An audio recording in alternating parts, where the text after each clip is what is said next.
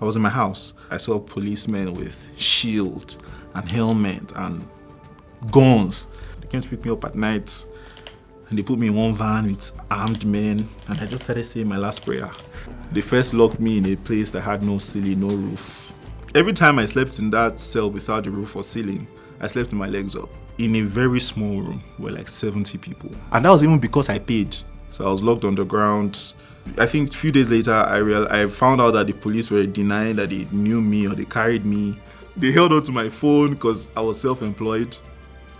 So they held on to my phone for like 6 months. So my source of income was gone. In the magistrate court, they got a lawyer for me. Lawyer I've never seen in my life. They got a lawyer for me and then they got a lawyer for themselves. Because the whole, there are different stages in the court. So the case went to trial. And after trial, if I was found guilty, I'll be taken to jail.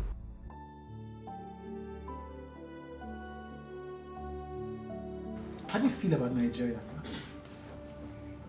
On a personal, emotional level, what do you feel about this country?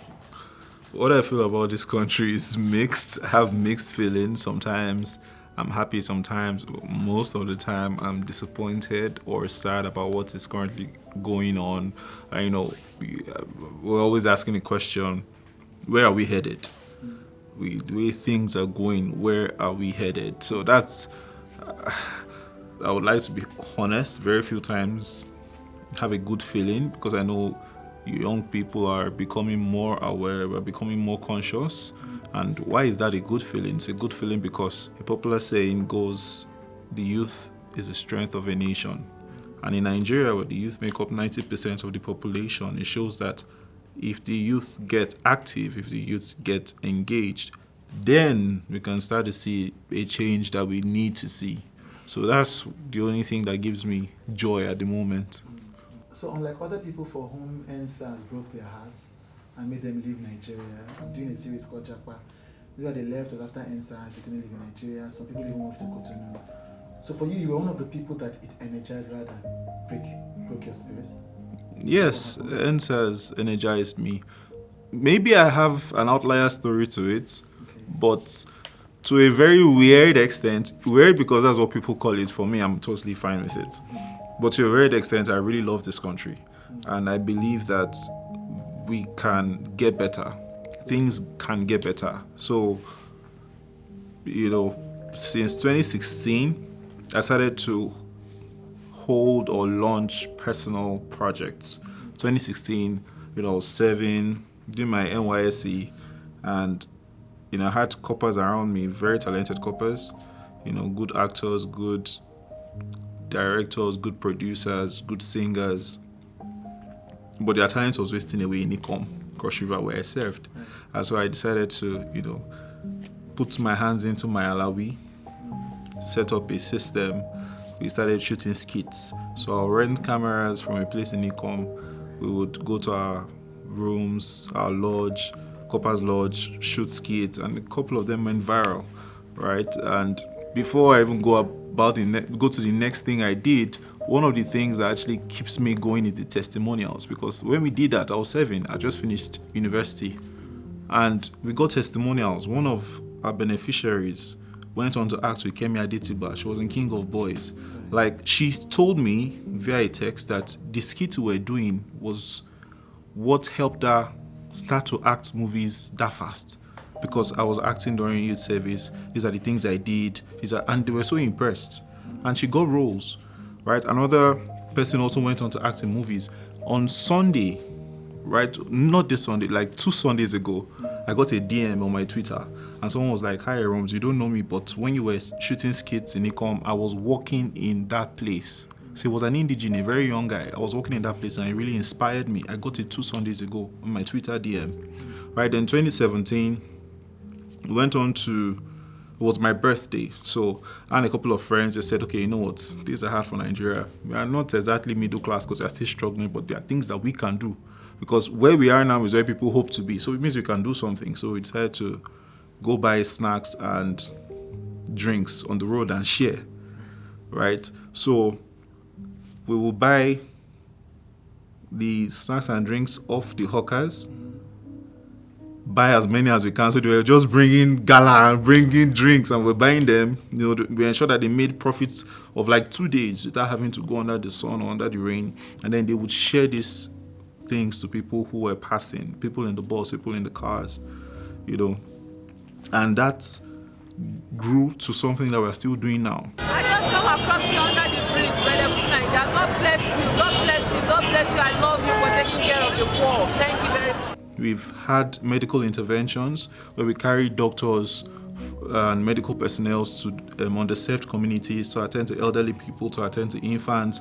We've had food interventions, we've had clothing interventions, even during COVID, the second wave of COVID, which happened after I was released from my detention. We had COVID materials, relief materials sent to like 6 states. And that's something that just started off the back of, it's my birthday, let's do something. Then the same year, 2017, we started something called Youth Bands, YUTEBANTS. It was a podcast platform, right? So we just wanted to train young people who had a passion for speaking, whether you want to become a podcaster, you want to become a public speaker, or you are probably working in an office environment where you need to speak. And so we started training people.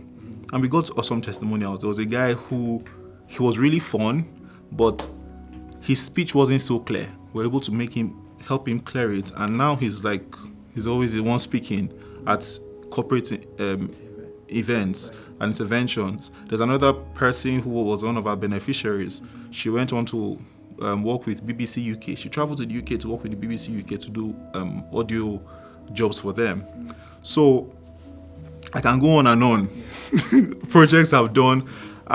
So that has also made me invested in Nigeria. I've seen things I've done from my personal 19.8.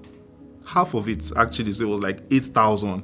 And I've seen the results long term. So I believe that now with the End SARS, with the fame and access it gave to me, for me, because I had history, this wasn't the first time I was going to be facing the Nigerian police. That wasn't the first time I was going to be facing Nigerian soldiers, right? So my first reaction was not, oh my God, I'm scared. Oh my God, I need to run. My first reaction was, oh, people are paying attention now. Oh, people are reaching out. I can do more. Because I was already doing something. So I'm like, I can do more. So the last thing, I posted this thing on Twitter and it went viral, but it went viral in a bad way. So I think I took down the tweet and I never posted it again. I had asylum offers from 5 countries. I was going to Japa with 0 naira. I can still Japa with 0 naira. I had a 2-1, strong 2-1, one of the best graduating students in my course, computer technology. So I can go and do tech and be earning a lot of money every year.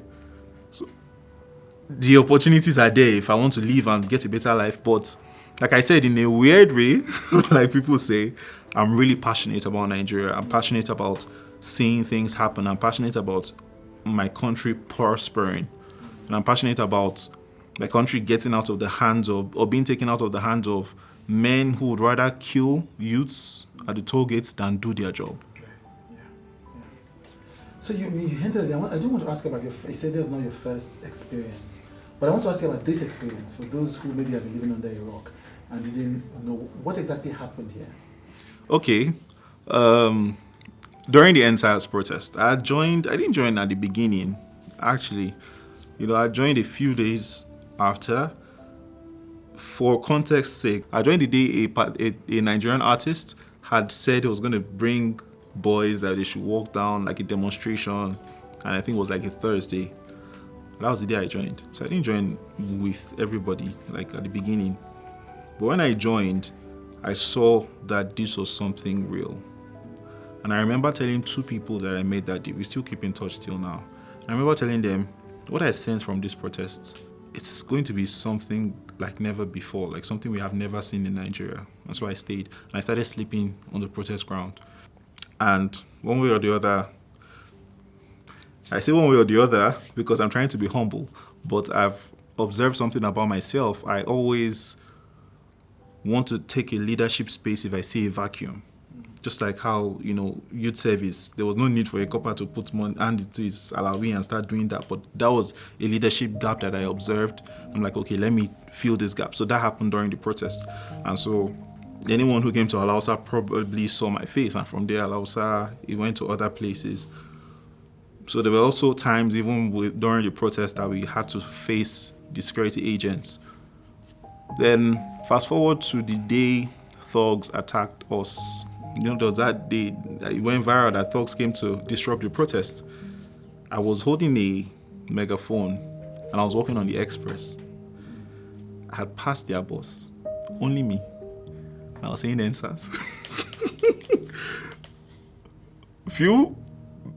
2 minutes later, I looked back and I saw the thugs attacking people. I saw one of them with a machete raised and someone was under him with his hands it's like, okay, what's happening? I ran. But the reason I'm saying that is, someone told me that after they dispersed people, a lot of us ran away, but other people came. Someone told me that one of the thugs was asking, where are those 3 people? Where are those 3 people? Which 3 people? Those 2 boys and 1 girl, that fair boy, that short boy and that girl. And I knew it was me they were talking about, the fair guy. That's what I got. So after the protest, there was news about another protest. Artworks were flying around, and then one of the artworks, my number was there. And I had to try and reach out to as many people as possible. I will put my number. Because people don't they call me, say, Alpha, when are we doing next protest? I beg, go and release artwork without my number. I'm begging you. So they eventually released the artwork. News got to whoever did the artwork. They released it without my number. But the day that the artwork had said the second End SARS will start, I was in my house wearing boxers because I know one join protest. I know which one be. You can't put my number. We have said what we need to do now. It's time for us to build structure, which I'll talk about soon. So I was in my house. My sister got a call because I was staying with my sister at the time. We were sharing a space. And her friend was around as well that day. So my sister got a call. She went out to attend to the call. And then my friend called me. Romo, come and hear what's happening. I'm like, hear what's happening. So I went to the sitting room and I saw my friend's phone on speaker. And I saw it was my sister she was speaking with. And over the phone, my sister was saying some gibberish like, okay, who do you want to see? What are you here for? Turns out that she had gotten a call, and then the call, people on the other end of the call were like, hi, my name is XYZ. I attend your father's church because my dad is a pastor. So I attend your father's church and I have something to deliver to him. And because we are pastor's kids, if they can't reach his PA or whoever, they'll reach out to us. So she went out to look to accept the thing they needed from my dad.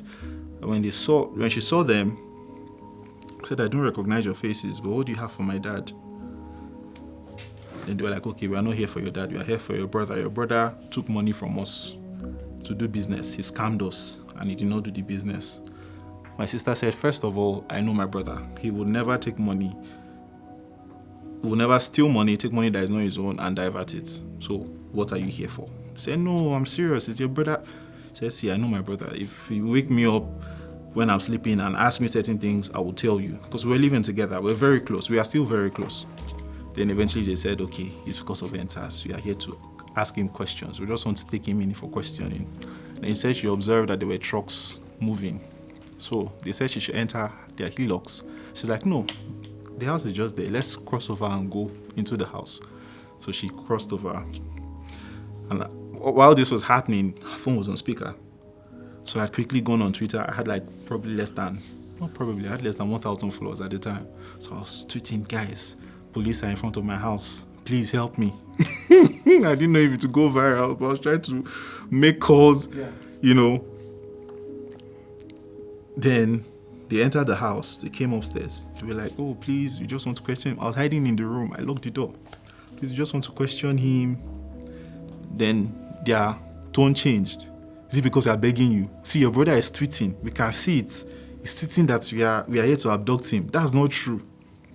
Thankfully, the tweet started to go viral while I was still in the house. And they were already the ones downstairs were breaking the gates because the security man had to close the gate. Now, our landlady was a party member of one of the parties in Lagos State. So he had felt for her security's sake. I was a nobody. I still like to believe I'm a nobody, quote unquote, right? But for her sake, he had to close the gate, and they were breaking it. They were ready to pull the gate down. So while all this was happening, my friend had called a lawyer. And then the lawyer came, and another person came as well. Then my family came because everyone was going crazy. So once my parents came, I'm like, okay, my parents are here, I'm in good hands. So I went out, and they said, let's go for questioning. So they took me in the van.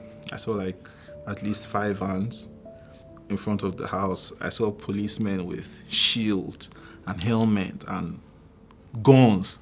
And I'm like, nah, guy with the wear boxers, they won't go carry. Why are they carrying guns and shield? Because of me. And then I entered the van. And from there, they took me to see the commissioner of police at the time. And what's so funny is when I think a few days later, I found out that the police were denying that they knew me or they carried me. If not that a friend had taken a picture of me from upstairs while I was entering the police van with proof of the battalion that came. They would have said they didn't know me.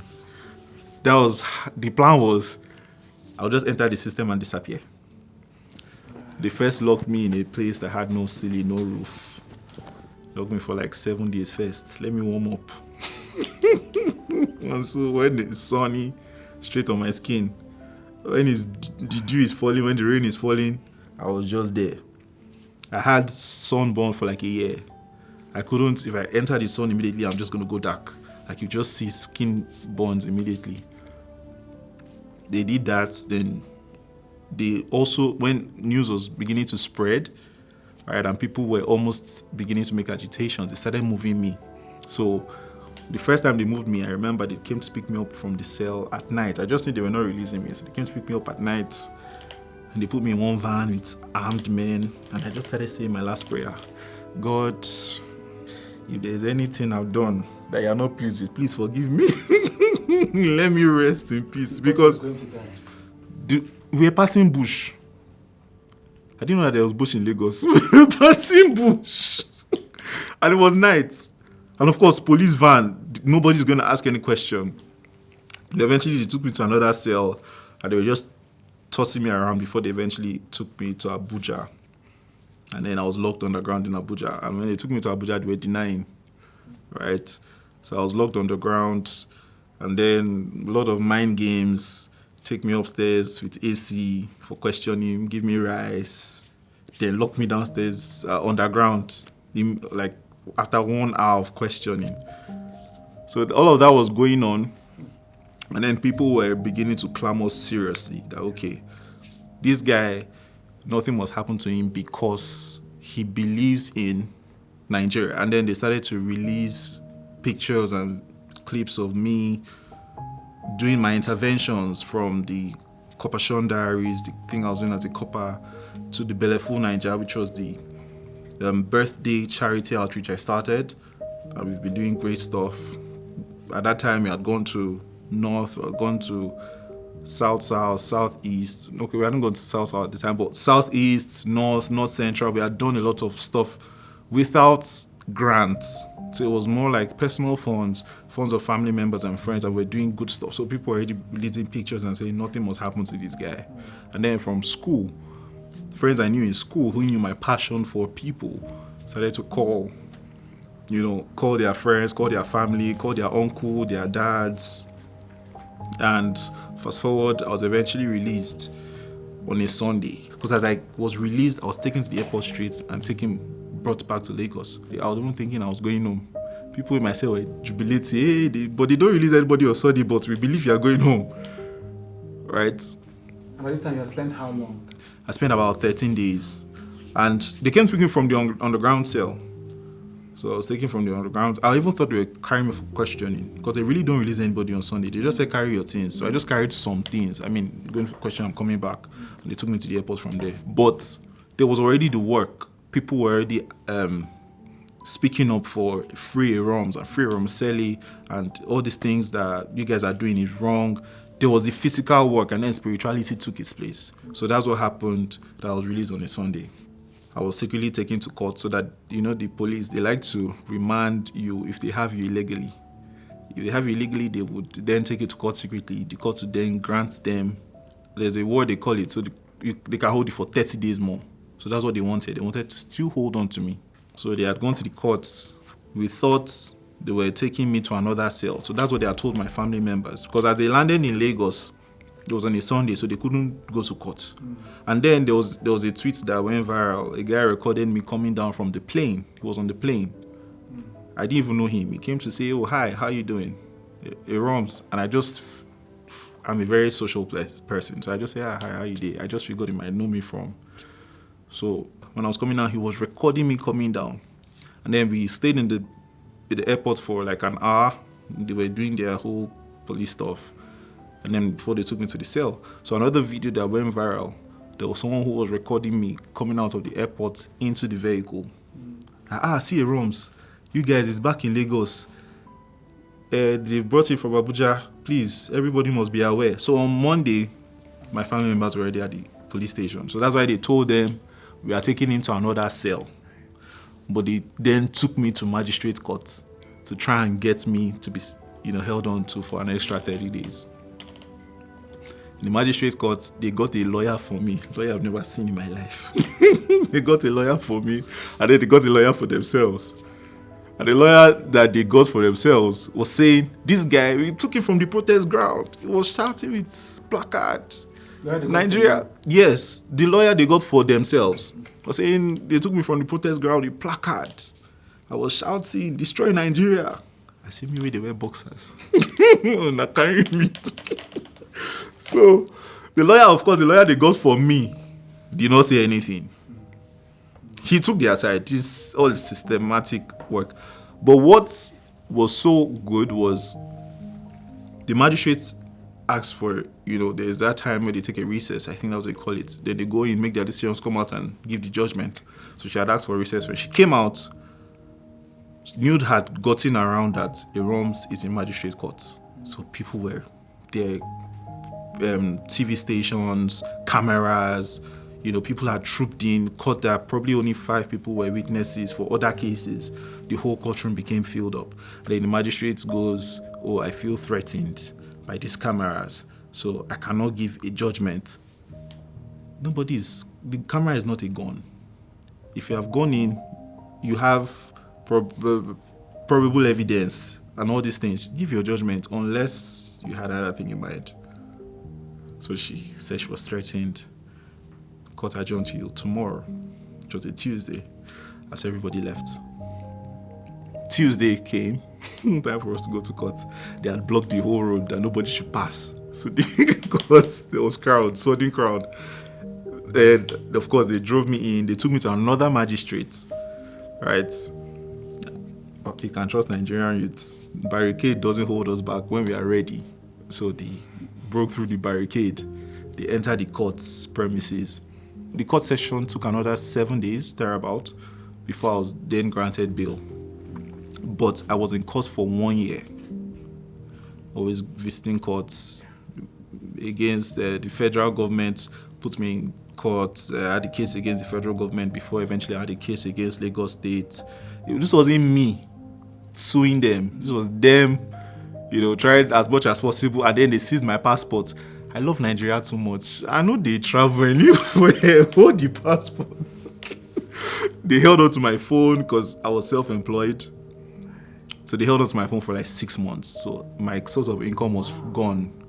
And I couldn't, even if you get another phone. At that time, there was this NIN thing. If you get a SIM, you must have NIN or you can't use it. So I couldn't even get a SIM. And if I tried to probably log into my email will send code to my phone and I don't have the phone. So it was a very trying period. Right? Finances were cut short. I couldn't do as much for myself, for my dependents, for even my projects. Then eventually the case was thrown out of court. But with all these things that happened, and of course the mental torture, because it wasn't easy. The only thing I tell people was they did not beat me in the cell. Like the cellmates did not beat me because I went and learned OT. Now, I told you I saw the abduction happening, so I had to learn, okay, how do you behave in a Nigerian cell? It might sound funny, but it was very important too. It was very important. So as they were carrying me, I just told someone, please, they have 5,000 naira. What do you need it for? You're going to sell. Give me. I have what. So I took it. Orientation, like you have an idea what to do. So I took it. Then the first cell they took me to, I just asked, who is the, what do they call them again?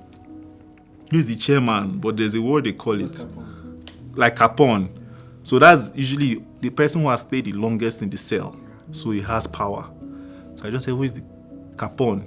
They took me to him. I said, see, chief, before you ask me why I'm here, and because when they're asking you a question and you don't answer, they start to beat you. I said, before you ask me why I'm here, I just want to grease your hand and tell you thank you for welcoming me. I need a place to sleep all through my stay here. So I gave him the 5K. I was like, oh, okay, so what did you do? When I was not ashamed, where people were like, hey, maybe you beat him, he's not ashamed. I was saying, if you touch him, you touch me. So there was that protection. And for context, every time I slept in that cell without the roof or ceiling, I slept with my legs up. So in a very small room, were like 70 people. The cell wasn't bigger than this place. There were like 70 people. So the only place, and that was even because I paid. So the space I could get beside the Capone, just beside this jail door, where we're managing small breeze from outside, plus the dew. So I was able to get one small space, but I had to sleep with my legs up because there was no space. If not, I'd have been sleeping sitting down or near the toilet, or probably even sit in the toilet and sleep. And the toilet is not WC, it's like a pit latrine. You just put one hole on the floor that flows out. So, but in all of this, it was me coming to the realization that, okay, I've seen a good part of Nigeria where I'm the one helping people. Now I'm in their shoes. How can I bring a change to this? So this is actually the first time I'm going to be speaking at length about my experience. But what I realized was I can't do this as an individual anymore. I have to build a structure. I have to create an organization. And so while I was in court and doing the court cases, I just started Abenol, which is my organization, Abenol Foundation. It actually means a better nation in our lifetime, because that's my belief. Nigeria must work in our lifetime. And so when we are doing projects, at the back of our minds, we remember Abenol, a better nation in our lifetime. So if we're doing something, we must put in our best, because this project has an importance, right? And then this also was very important for the PVC sensitization we did, which we called PVC Waka, November 2021 to January 2023. Now, this was done, at that time, I don't think I had up to 1 million naira in my account, because I'd gone 6 months without income. And then when the income came, I had to be paying lawyers. I didn't do a GoFundMe on Twitter or anything. I had to be paying lawyers. The case went to trial. I had to get another lawyer who could handle trials, because the whole, there are different stages in the court. So the case went to trial, and after trial, if I was found guilty, I'll be taken to jail, not even cell. I'll be taken to prison, right? So I had to get a lawyer who was a civic lawyer, like he could handle civic cases. I had to pay for that. I had to pay for other things. I had to move from where I was staying for security reasons, right? Overzealous supporters of the government could go and harm me, because there were times I would just come out of my apartment and someone runs and comes to hug me. Hey, Eromz, thank you for all you did. And I'm like, okay, that's good, but what if it was someone else who had an ulterior motive? So I had to move. So I was really broke, right? I was very broke. But we started that project. I'm not trying to be a hero, because there were ways I could have milked my abduction. There were ways I would have milked it. But I'm not trying to be a hero. I'm not trying to make this about me. I want a situation where if I'm ill, if I'm tired, another person can take up the baton and people can play their roles. We have a long way to go, but we're already on the journey, and that's what matters. That's what matters. And so you have faith still. I have faith. Thank you very much.